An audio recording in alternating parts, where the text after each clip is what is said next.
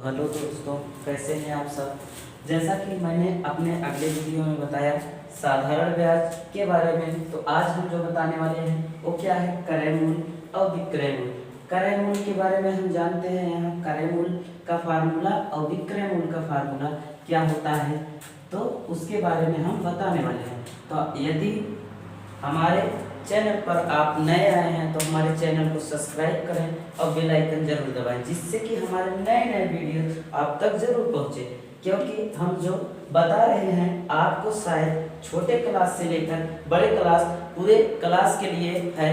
जैसा कि आप इसको क्रय मूल्य विक्रय मूल्य को आप कक्षा 5 से पढ़े होंगे, फिर उसके बाद 6, 7, 8 में भी पढ़े होंगे, तो आपको 9, 10, 11 में भी कुछ सवालें मिली होंगी।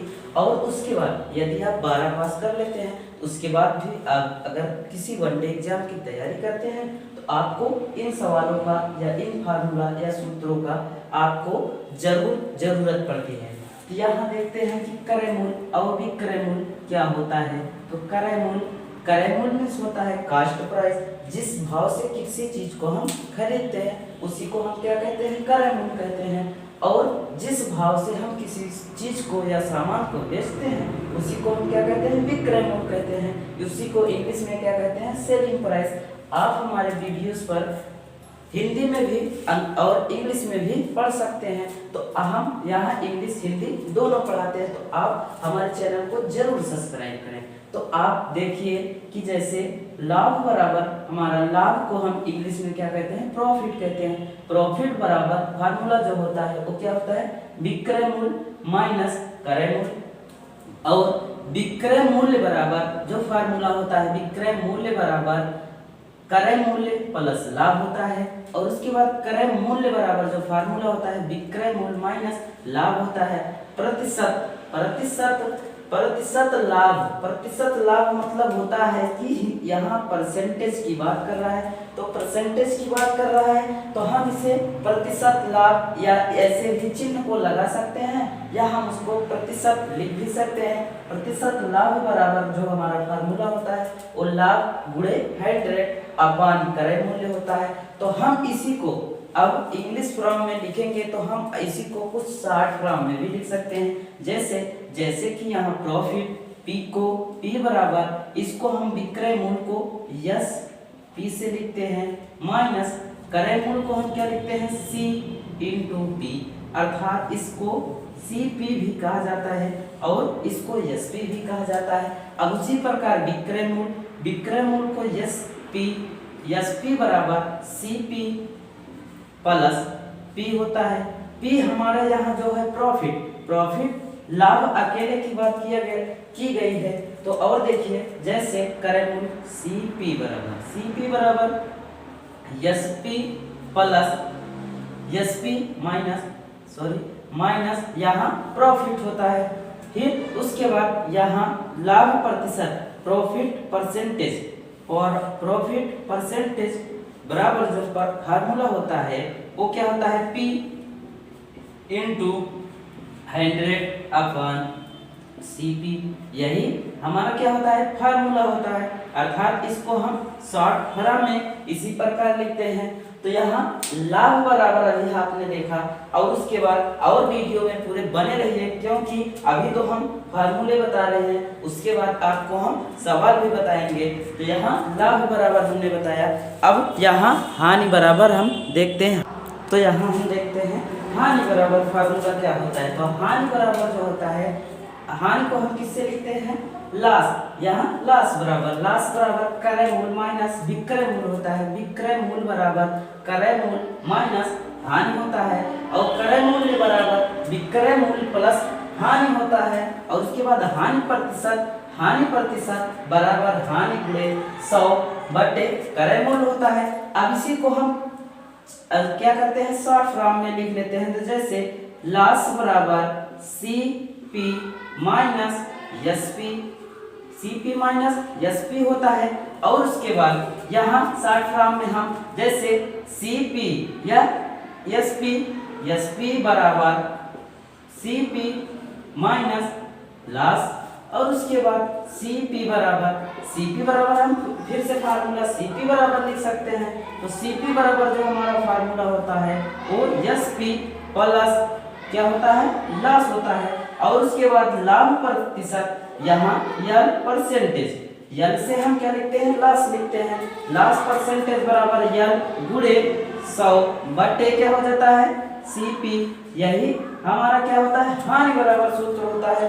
तो यहाँ हम लाभ और हानि का एक सवाल देखते हैं। तो आप हमारे चैनल को जरूर सब्सक्राइब करें, क्योंकि ये बहुत ही महत्वपूर्ण चीज है और आपको हमेशा काम देने वाली चीज है।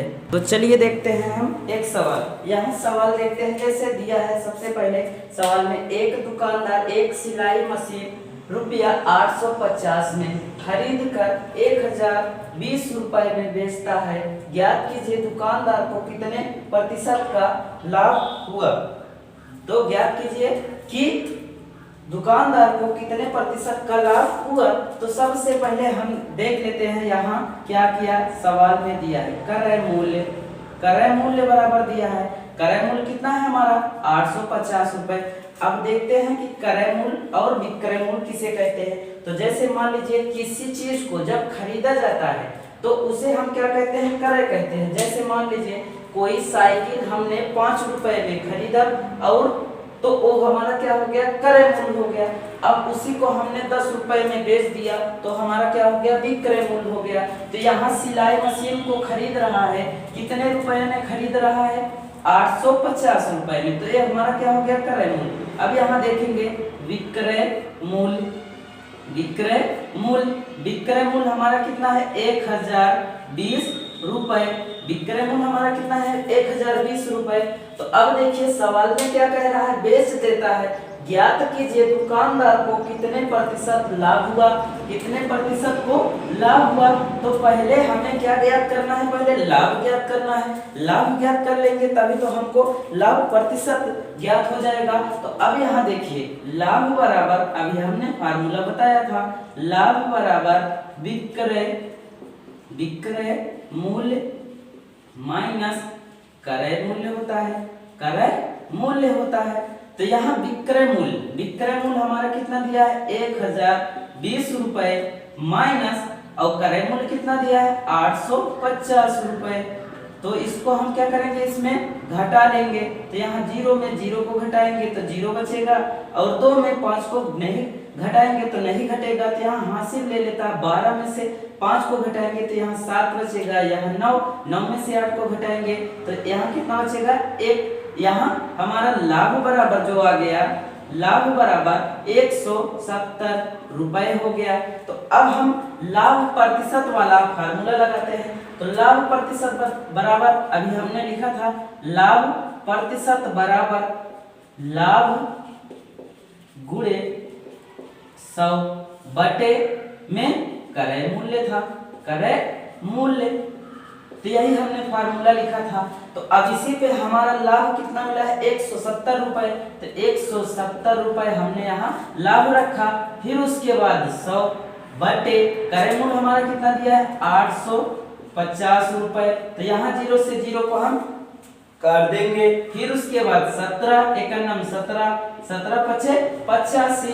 फिर उसके बाद 5 से हम इसको काटेंगे, 5 गुना 10, 0 उतार लेंगे। तो यहाँ लाभ प्रतिशत, हमारा लाभ प्रतिशत कितना आ गया, 20%। तो हमें सवाल में क्या पूछ रहा था, ज्ञात कीजिए दुकानदार को कितने प्रतिशत का लाभ हुआ, कितने प्रतिशत का लाभ हुआ, यही पूछ रहा था। तो हमारा लाभ कितना आ गया, लाभ 20%। क्योंकि प्रतिशत में यहाँ लाभ प्रतिशत जब आता है तो उसमें क्या होता है, प्लस में आता है। यदि हम यही घटा के अगर लिखे होते, क्रय मूल्य हमारा छोटा होता, क्रय मूल्य हमारा बड़ा होता और विक्रय मूल्य हमारा छोटा होता, तो यहाँ माइनस में आता। तो हमें क्या करना पड़ता, हमें माइनस में ज्ञात करना पड़ता। तो आप जल्दी से इस सवाल का स्क्रीनशॉट ले लीजिए और हमारे वीडियो पर बने रहे, क्योंकि हम कल आपको इसी पर और भी सवालें बताएंगे। तो आप चैनल को जरूर सब्सक्राइब करें।